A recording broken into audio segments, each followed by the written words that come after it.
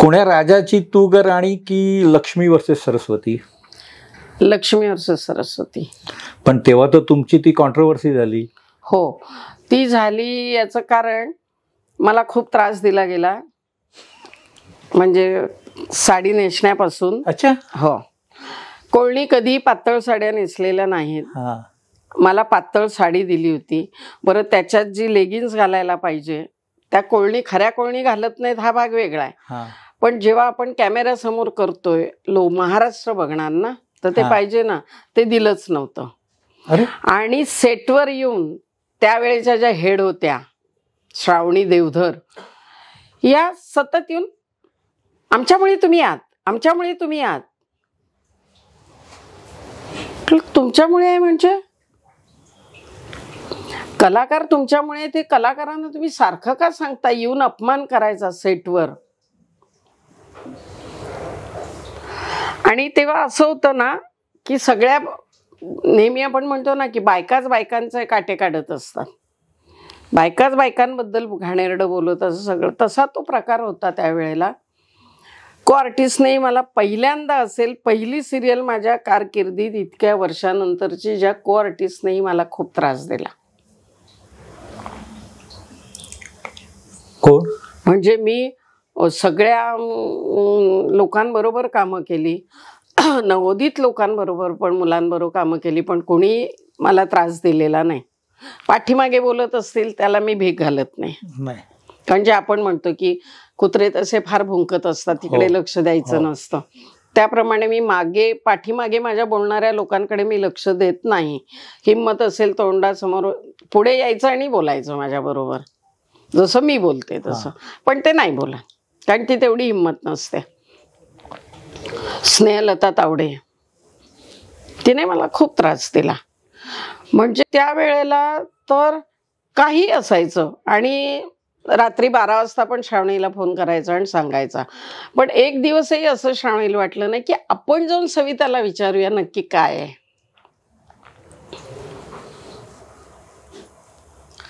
आणि मग मला खूप त्रास व्हायला लागला तिथे. मग मी एक दिवशी रात्री 1:30 वाजता सांगितलं, जय हिंद जय महाराष्ट्र. कारण जिथे आनंद मिळत नाही काम करण्याचा, हे बघा, पैसे सगळ्यांना पाहिजे असतात, पैशासाठीच आपण करतोय ना, आपण पैशासाठीच या क्षेत्रात आलोय. पण त्याचा अर्थ हा नाही की जिथे आनंद नाही मिळत. आणि नेहमी माझं, म्हणून मी म्हटलं ना की मी पैशाने फार कमी श्रीमंत असेल, कारण मी कामाचा आनंद आधी शोधते. मला जर तिथे आनंद मिळत असेल तर मी पैसे विचारत पण नाही. पण आताच्या ग्रुपिझमच्या काळामध्ये कसं काय तो हा आनंद टिकून ठेवणार?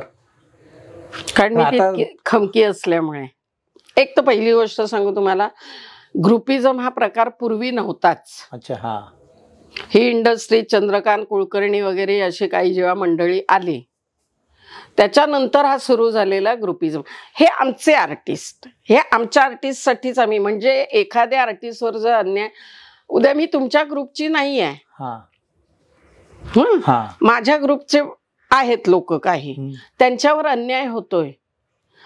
तुम्ही मोठे आहात, इंडस्ट्रीत आलाय, तुम्ही स्वतःला मोठे म्हणताय, तर तुम्ही त्यांच्यासाठी पण बोलायला पाहिजे ना. हो, बरोबर आहे ना. आमच्या ग्रुपमधली नाही आहे ना, किंवा तो आमच्या ग्रुपमधला नाही आहे, मग का आम्ही बोलायचं?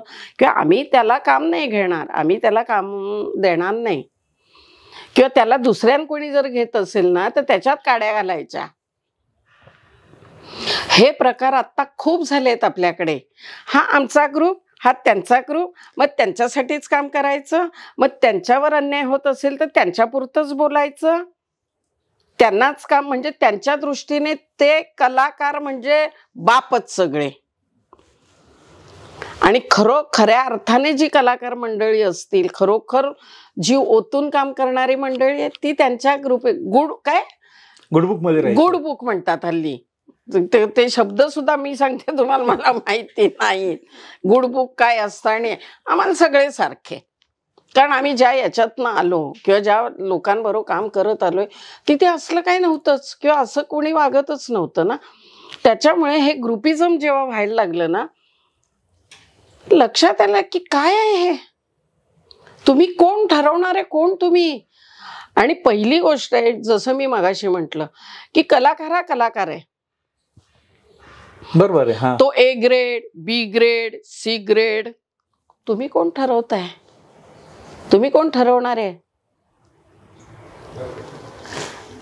A ग्रेड वाला किती तास काम करतो, 200% काम करत असेल ना.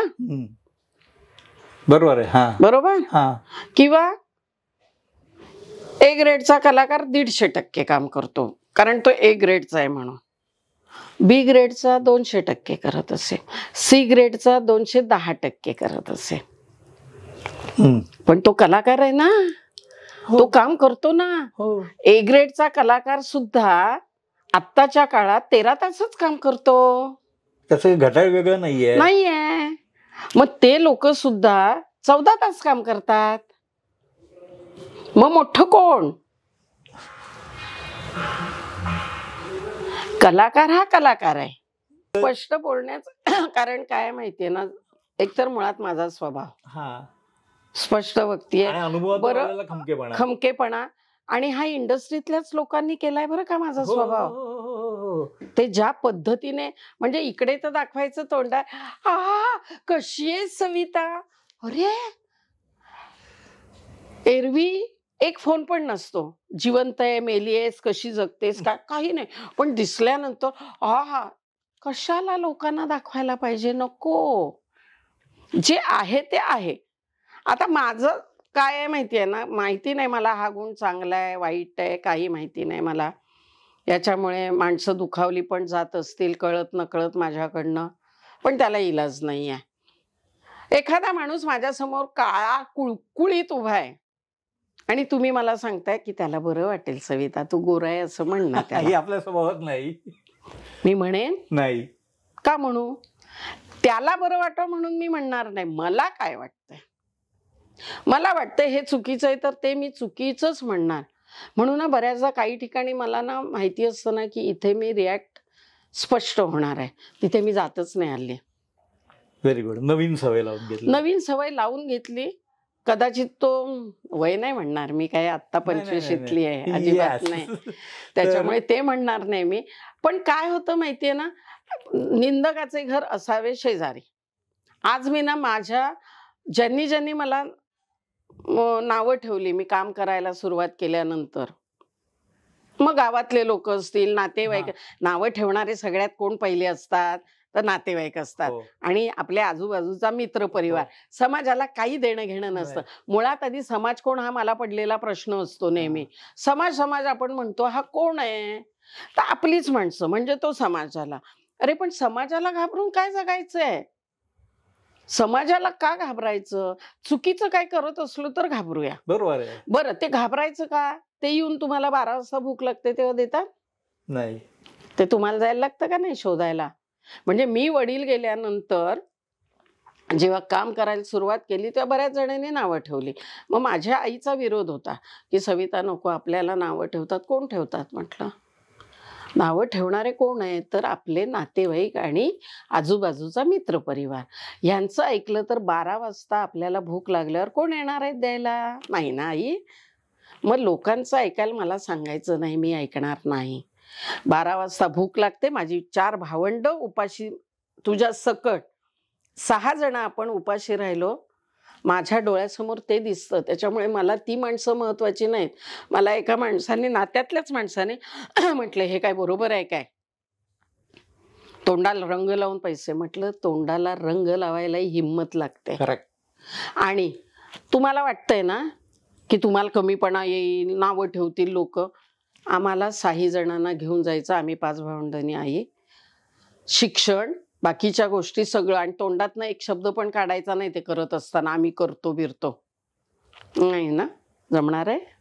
मग नावं नाही ठेवायचे.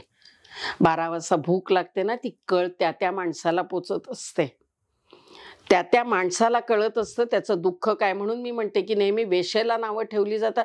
तिचं दुःख काय तुम्हाला माहितीये, ती का करते तुम्हाला माहितीये. कुठलीही बाई असू दे किंवा कुठलाही पुरुष, हे स्व आवडीने करत नाही कुठलीही गोष्ट, त्याच्या पाठीमागे मजबुरी असते.